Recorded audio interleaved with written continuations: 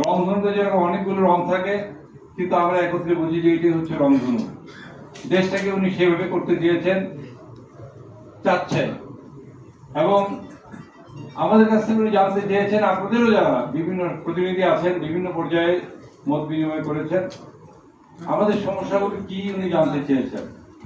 সমস্যা তো অনেক, অসংখ্য সমস্যা,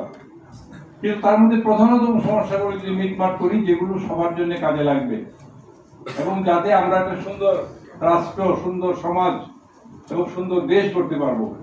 এই বিষয়গুলোর উপর উনি প্রাধান্য দিয়েছেন। আজকে আমরা এখানে আসলে যদিও আমরা বলেছিলাম যে হিন্দু বৌদ্ধ খ্রিস্টান নিগোষ্ঠী বিষয়ক আসলে বৃহত্তর জনগোষ্ঠীকে বাদ দিয়ে তো কিছু হয় না, তাই তাদেরও কিন্তু একটা বিরাট অংশ এখানে এসছেন এবং সুফিয়ান ভাই আমাদের মাঝে আছেন সবার প্রতিনিধি হিসাবে। আমরা জানি যে আমরা এই বিষয়গুলো নিয়ে আমরা কিন্তু আপনাদের কাছ থেকে যে মতগুলো জানবো, আমরা খুব সংক্ষেপে বলবেন, কারণ এখানে অনেকের হয়তো কথা